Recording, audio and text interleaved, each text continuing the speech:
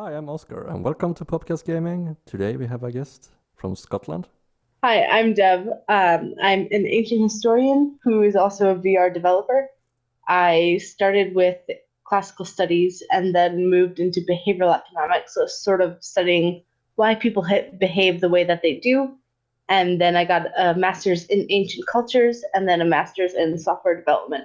When I was doing my classics degree as an undergrad, I was studying the Roman villa of Sant'Embania, which is in Sardinia, and half of it today is lost at the sea. And I thought that would be such a great opportunity to do 3D modeling. So I decided to do my master's in ancient cultures because I wanted to do 3D modeling of Roman archaeological sites in Britain. But I didn't really get to do that. So I did another master's and I decided, well, for this one, I want to look at VR 3D modeling of archaeological sites and sort of does this actually help people to learn? Because there isn't a lot of evidence or studies gone into it so far that shows that 3D learning or even VR is actually helpful for learning about things, and especially about the past. When we think about the past, we never know anything for 100% certainty. So when you think about the past, whatever you know is based on someone's best judgment or best knowledge that they have at that time. Do you have any previous experience by developing stuff? Absolutely not. So, as an ancient historian, we study the past, and that's basically it. And then I was kind of going into it, and I was like, well, I want to do this 3D modeling of sites, right?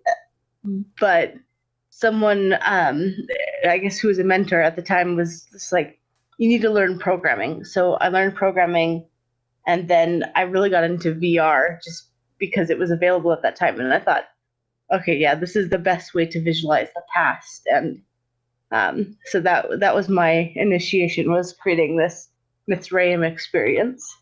I'm a big believer in VR for education, especially history, for buildings and things like that, that you have to experience for yourself. Yeah, I think VR, just because the best part about it is that you are this embodied being in the space. So that way you can experience, you can walk around, you can manipulate objects, and in that sort of integral way of learning. So we as humans learn with our whole bodies, right? When we're little, we put everything into our mouths, or we walk around, we try and test all the limits with our physical bodies. And so in VR, you can sort of do that again. It's such, I mean, based on current academia, it's such a different way to learn because you're not reading the text, but you're seeing this physical building of what may have been. And I mean, you can see the change over time inside VR. You can see multiple interpretations, and it's just so powerful to show everything you want about ancient history. Yeah, I've always dreamed like experiencing those buildings or that era or that city or something. That could, the possibilities are endless in VR, and VR for just that. Yeah, I do worry a little bit though. So when we look at how we can use VR in education, there's really no set standard, and there's no clear evidence of that it's helpful, or if we use VR in this way rather than this way, it's much more effective. And I think through trial and error, we will get there, but it'll take a lot of trialing. I have a friend that is a teacher, and he was really excited about this thing.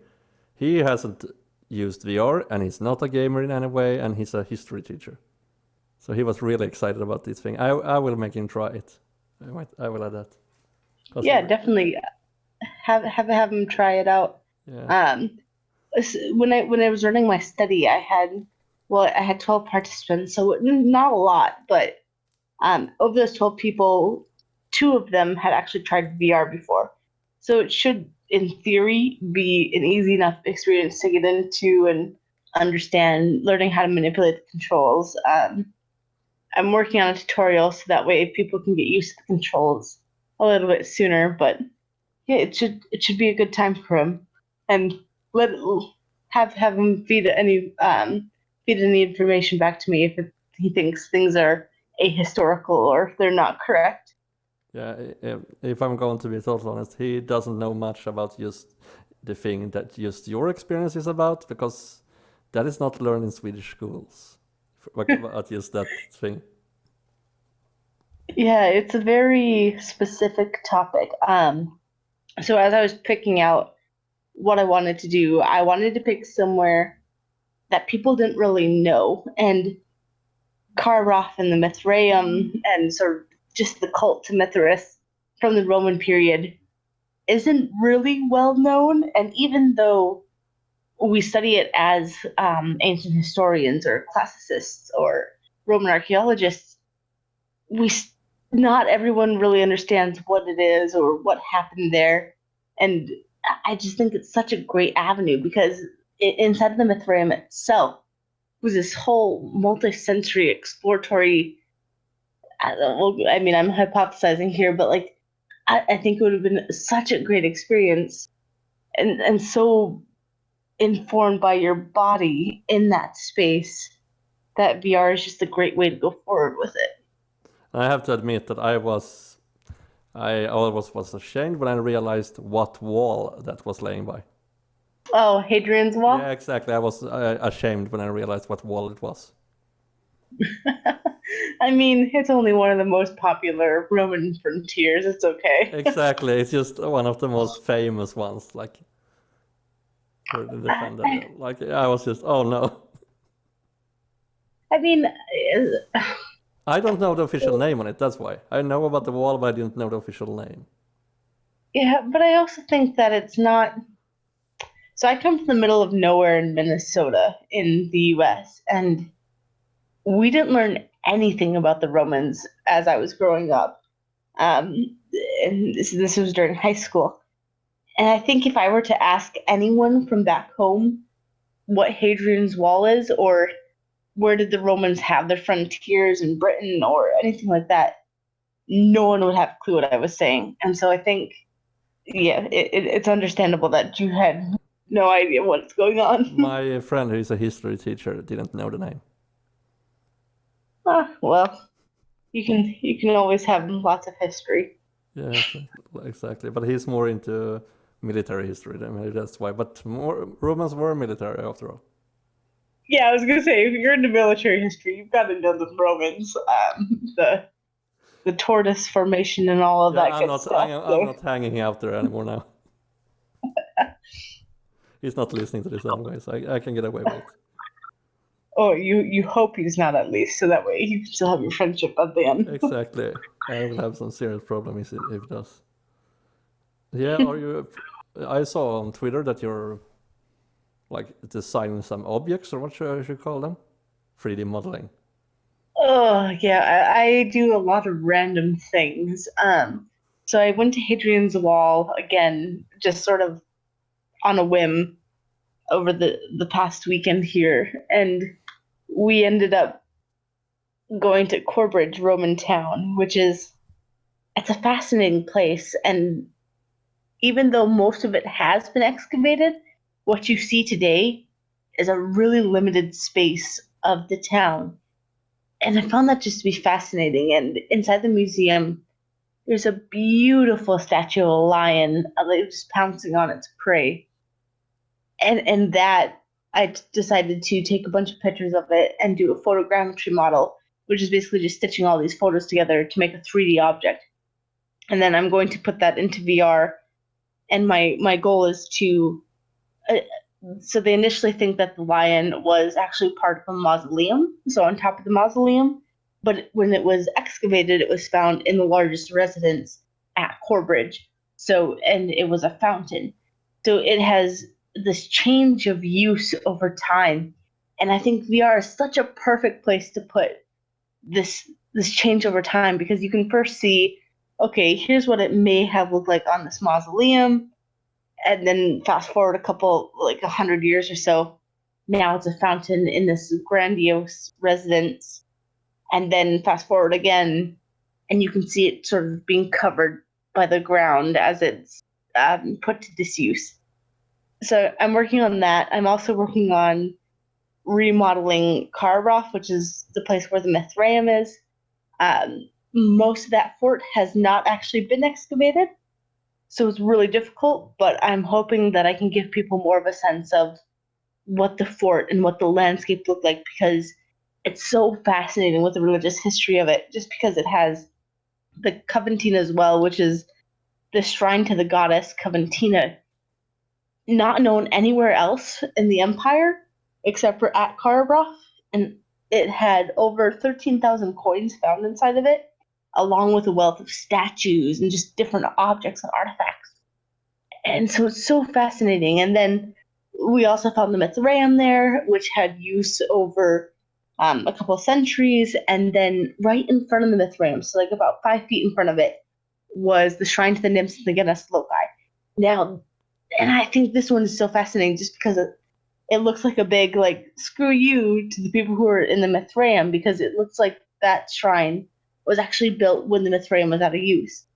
And so I'm hoping to sort of encapsulate all my knowledge about this site and put it into VR. Yeah, that would be amazing actually, because I want to see more of it. I've got some of the model put up, but at the moment you sink through the ground, so I need to figure out how to do landscapes. I don't want to sink through the ground. It's a bit disorienting because I mean I have it so that you can walk a few steps forward, but then when you start to go up a hill, you just start sinking, and it's kind of cool to see the fort above you as you're floating down on the ground, but yeah, it's a bit rough. Yeah, but you have, how much education did you have in programming? In programming? Yeah. So I took a year-long master's conversion degree, and we did that in Java.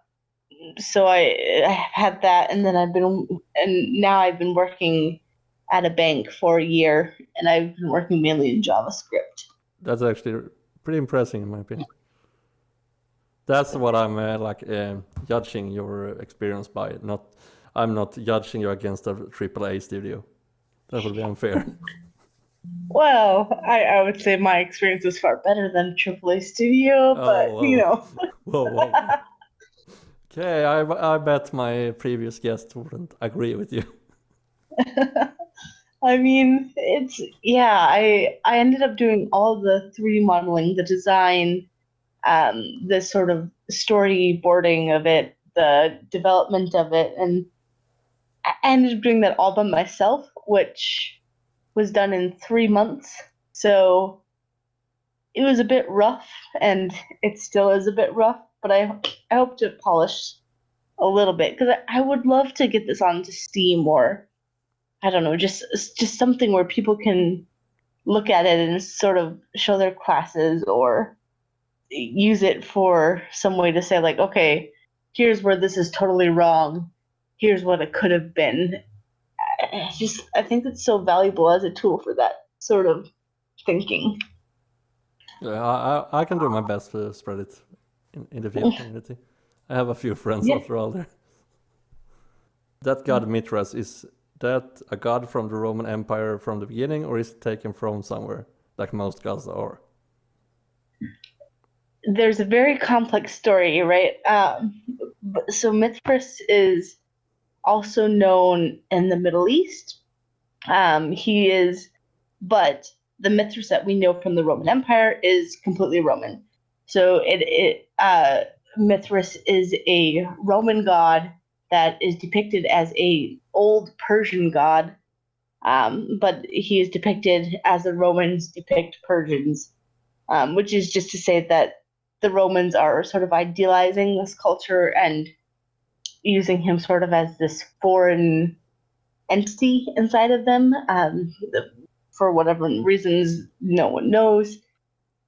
And then he spread it out through the Roman Empire from the 1st century pretty much until the 4th or 5th century, I believe. Actually, Dr. David Walsh, who's a scholar in Mithraism, I guess, has a book out now about the Mithras cult in late antiquity and sort of the closings of it. And I believe it was the 5th century that they stopped. So from the 1st to the 5th century, spread all throughout the empire, but purely Roman, depicting something from Persia. Would you like give advice if someone wanted to start programming? So programming in general or programming for VR? VR. Use VRTK. It is absolutely the best tool. They have done so much work, and it's really well done.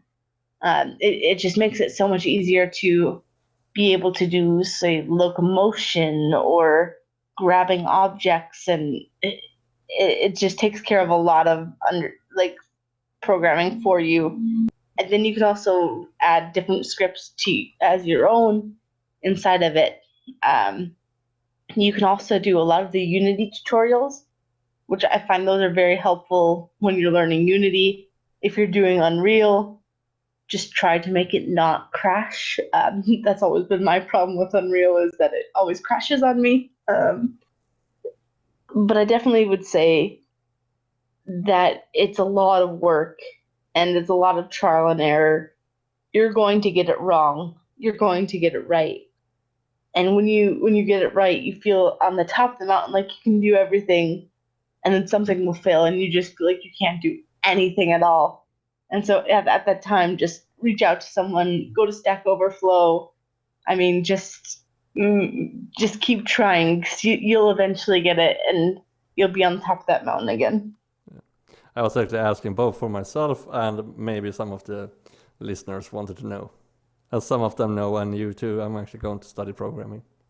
Yeah, I would definitely recommend learning basic principles first rather than VR itself. So what's a for loop? What's a loop in general? What's an object? Like that sort of thing. And then going into the nitty-gritty. Yeah, it's always like that. You should always start from the ground. Just the basic stuff, whatever you do. Yeah, but you're doing crazy things. So you're doing what? CSS, HTML, JavaScript, Java, right? Yeah, I am. Yeah, you're insane. That's I okay. know. That's my best quality. I mean, you can make a website, and then who knows what else, I guess, once you're done. I already have a website, actually. Oh, did you build it from scratch? No, I didn't. I cheated. Oh, what did you cheat with? Vix. Yeah, okay. Yeah, I highly recommend. Oh, sorry, go ahead. No, I was just saying, like, I'm going to program one from the ground up. So I highly recommend using Django just because it's very simple to get your website started, and you sort of learn all the bits of front end, back end, how to connect the two, and it's just a beautiful piece of software. And Django Girls tutorial is fantastic. You learn how to build the blog with that, or the Django documents itself, and you do a polling application. So are you just going to build on your experience, or are you going? Do you have any next idea? At the moment, I'm working on 4 or 5 different projects. Wow. So I'm doing my carb raft project, which is just putting the entire fort in, and then adding a tutorial, and then the Mithraim experience into that. And then I'm also doing the Corbridge experience, where I put the lion in there and I show change over time. I'm doing a couple AR projects for my work, and then I'm looking into sort of web AR and how I can do ground plane detection without paying money. It almost sounds like me. I mean, a lot of weird projects. I wouldn't say they're weird. I would just say they're very integral to me as a human. I would also really like to start doing. So at the moment, my love in life is ancient history and VR. I also do AR, so I'm fine with that as well. And if I could combine the two in my day job, that would be amazing. But I can't right now, so I'm working on sort of AR and VR in business use cases for enterprises. And one of the biggest use cases, I think, is social VR or AR. I guess you could also use like HoloLens, Magic Leap, or something like that. but in order to build that, it takes a lot of work and effort, and I don't think I'm there yet, so that might be something I start pretty soon. Yeah, so what do you think, what's the biggest difference like AR and VR? My listeners are mostly VR users. I don't know if they're AR users, but what's the biggest difference? So VR just completely replaces your world with something else, right? So you put on this HMD, which acts as blinders to the outside world, and you are inside this new space, and you can experience things. You can do whatever you want. Jeremy Bailenson always says, well, he has sort of these 4 rules for why you'd want to create a VR experience. If something is dangerous, expensive, rare, and I can't remember the 4th one, but if it's something like that, or impossible, I think is the 4th one. But if it's something like that, that's when you want to use VR. But AR, you can still see your physical world. So we think of usually AR as using a camera, but there's devices like the Project North Star from Magic Leap, or you can use uh, Leap Motion, or Project North Star of Leap Motion, Magic Leap, or HoloLens, and you are putting digital content into your world and sort of enhancing that world. So you're still physically in that world, you're still interacting with a physical world, but you also have this extra layer added to it, say as if you are daydreaming, or I don't know. Have you ever had those times when you're sleeping and you are halfway awake, halfway not? I guess that's kind of where I equate it.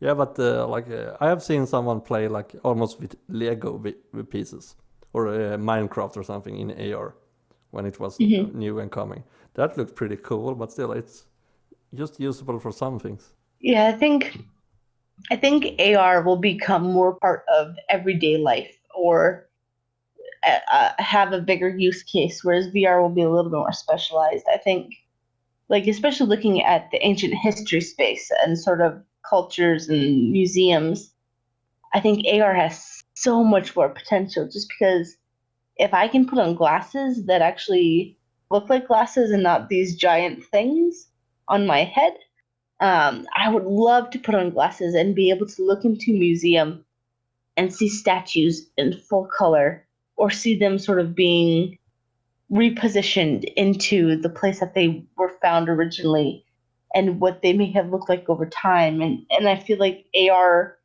will be a big proponent for that, because you can use it for so many things by giving extra information to the person inside that space.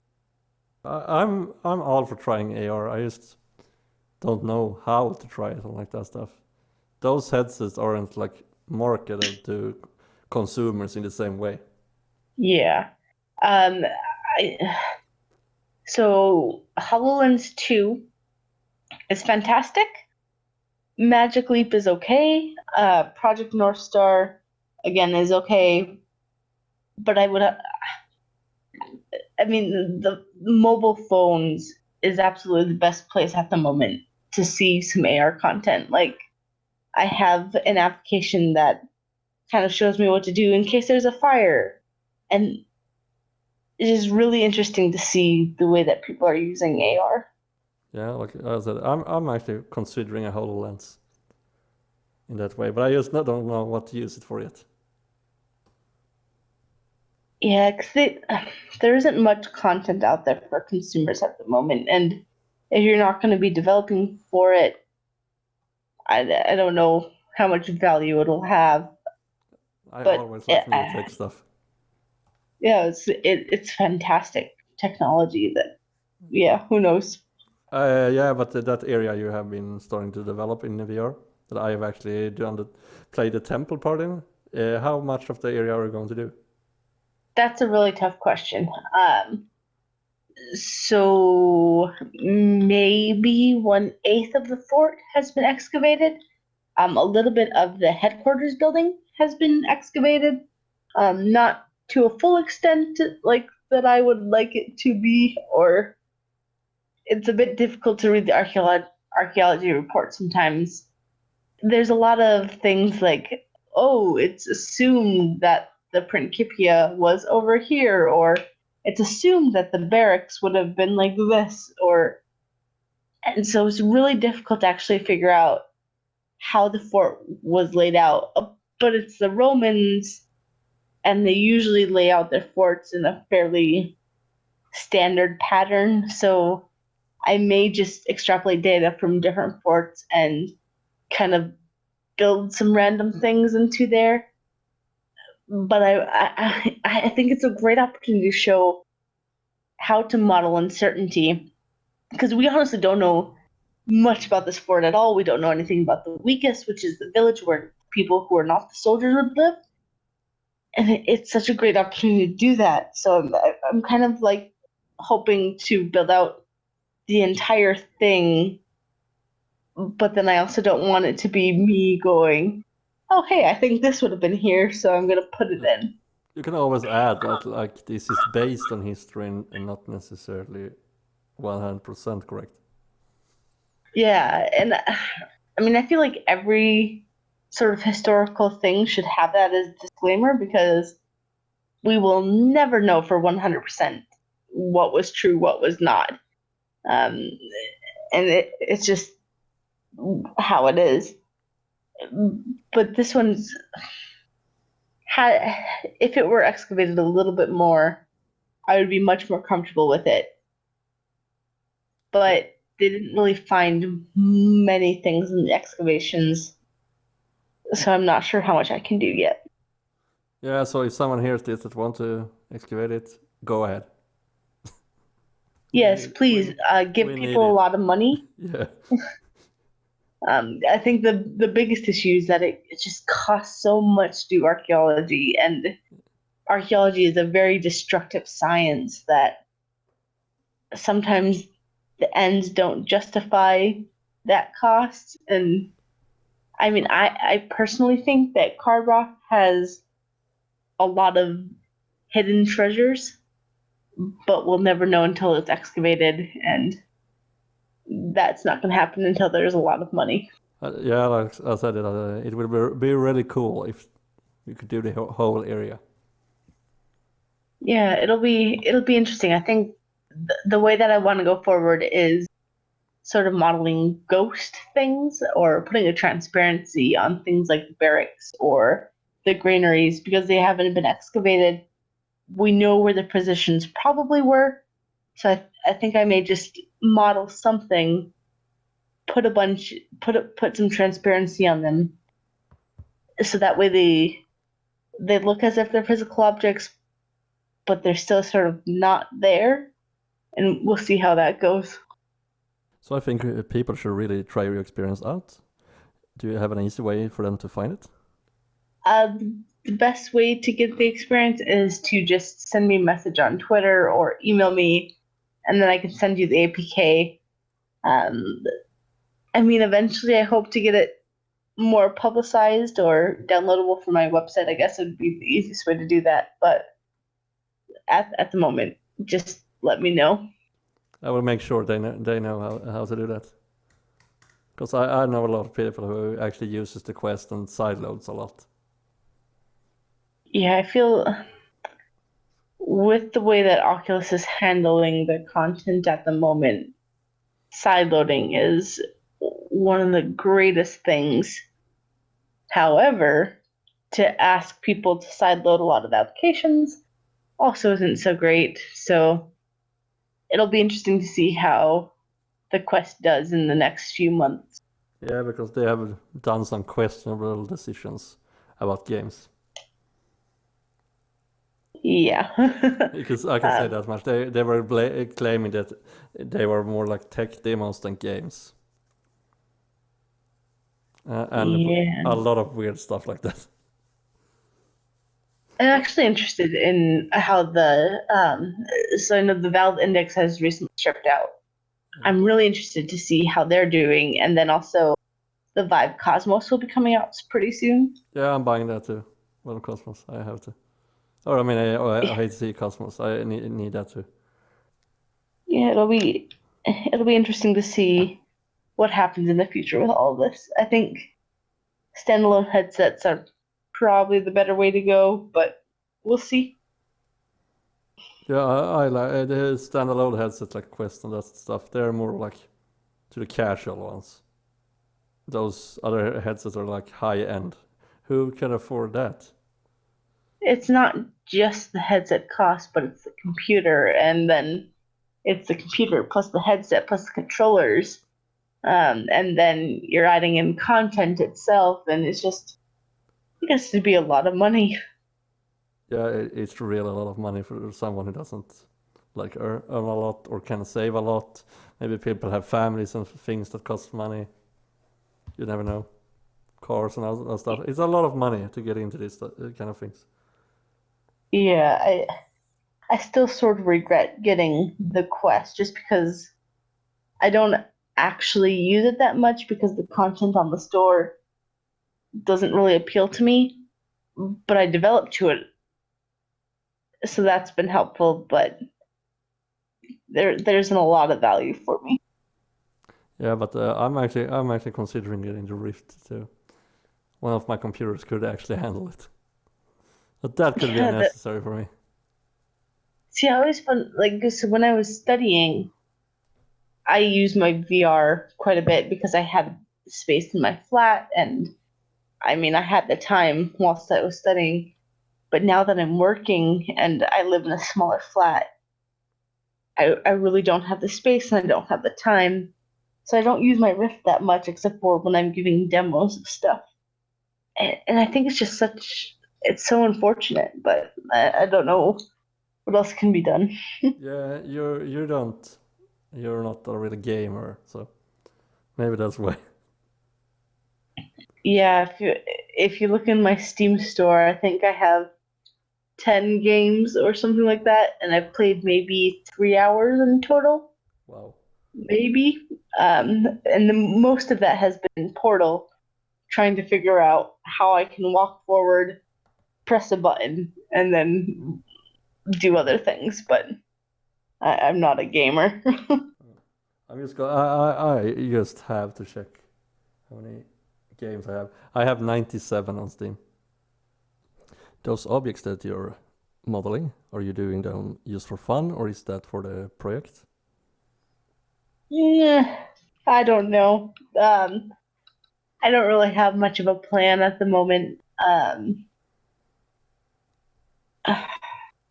I, so the objects from Carbroth are either housed in Chester's Roman fort, which is in the Clayton Museum, and that is, I think, 7 miles away from Carbroth, or they're housed in Newcastle in the Great North Museum of Hancock, or Great North Museum, I can't remember, Great North Museum in Newcastle, which is 27 miles away from the fort. And out of both of those places, most of the artifacts from Carbroth are placed against a wall or placed in a glass case, so you can't really get a 360-degree view of them. So I haven't been able to do many like photogrammetry models or necessarily even model things. Like there's this really ugly statue of the mother goddess, which would have been in the Mithraeum, and I have absolutely no clue how to model it. But I would love to just because it's so ugly. Okay, that's strange. What's strange? But you don't want to do it because it's so ugly. Yeah, it's so I when I was studying ancient cultures and sort of classics, I really focused more on art and archaeology and sort of architecture. So I love classical pieces like Greek, Roman, just these beautiful classical pieces where you can see definition, you can sort of see the wind blowing. Like if you look at the Nike Samothrace, you can tell the wind is just pulling, like drawing on her, and her clothes are just flowing in the wind, and it's just a beautiful posture. But then when you get to Roman Britain and the stuff that was made here, it is horrible. It's just very ugly. So I love it. Wow, that's a rant. Wow. That's rough against them. Is it what? That's rough against them saying it's so ugly. Okay. I will give you some sources, and I will show you how ugly these things are. Right?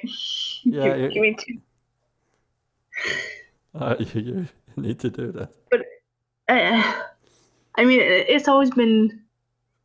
I know that like Celtic art styles and Iron Age art styles are different to classical, but I find, I mean, the classical is just much more appealing, whereas this mixture of local and classical is just, I don't like it, but I also really like it. Like, it's difficult to explain. It's ugly, but it's beautiful at the same time. Yeah, it's like a movie sometimes. It could be so bad that it's good. Yeah, exactly. Yeah, I have a lot of those. I'm trying to find an example of something that's really ugly from the Roman Empire. From experiencing, Yeah. or I guess from trying out my experience, what do you think are the best parts and what do you think are the worst parts? If we start with the best parts, I think like I like the voice. I might add that. I like I like it, but if I'm going to mix it now, the only problem is that version I went, that voice started right away, and out of nowhere. I just couldn't. Yeah, you I got couldn't the old place it. version. Yeah, I couldn't place the voice anywhere. It's just behind me, but where? And I like the fire, even if that control thing was a little bit clunky sometimes. I personally don't like teleporting, but for a teleporting thing, it was pretty good. Okay. Like I'm usually a free locomotion guy. I never get VR sickness, so. Yes, yeah. I really debated what I wanted to do with this, so I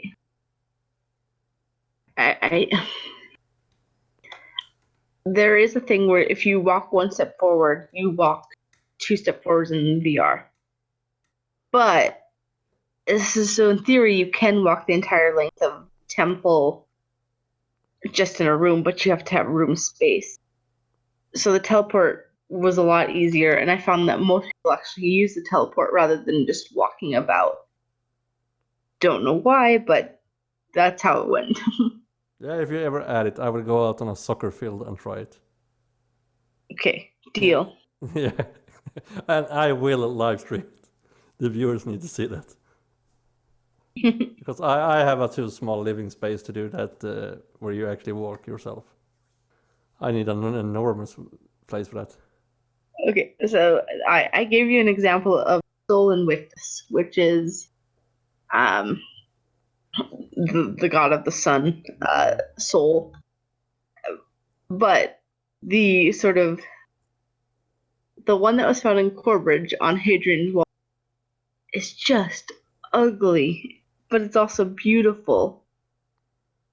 But I mean, usually when you think of classical sculpture, you think of this very, well, sort of idealistic or realistic version of a person who is then a god, so has a very, like, no blemishes, that sort of thing.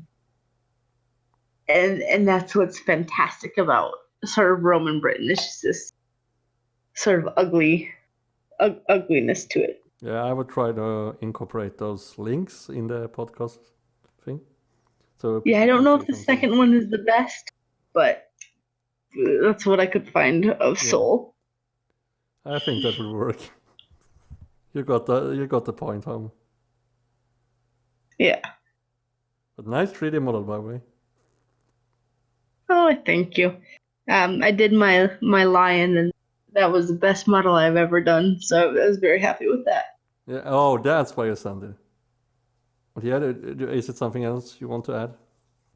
Yeah, I think the biggest takeaway is that when thinking about recreating the past, and I say recreating in a very loose sense, so looking at the past from the current knowledge that we have today and sort of whatever the best theory is out there, we need to remember that nothing is certain. And using technology, we can show change over time, we can show multiple interpretations, and we can give the user power inside of that experience to test things out, to sort of experience and ask questions. Well, why did they do this? Why did they do that? And then we can have such a full discussion about how ancient history was and what the culture was like and how it, just what we know about it. And I think that's just, it's so important to be able to have that open discussion at the end. Thank you for coming and agreeing to this. Oh yeah, no problem. Yeah, like it was fun. But I will make sure to show everyone this experience you have done. Try to get some attention to it. Yeah, just put the new APK up rather than the one. Yeah, but I need a new APK though. Oh yeah, I think it's in that same folder that I'd given at one point, but I don't know. Yeah. I'll have to try and find it again. Yeah, do I that. mean, I'm still rebuilding on it, so. Yeah, you could send me that one, and I can direct them to it. Okay. Yeah. Yeah. All right. Well, enjoy your night. Go to sleep. I will. That was it. All right. This podcast, everyone, and bye, everyone. Bye.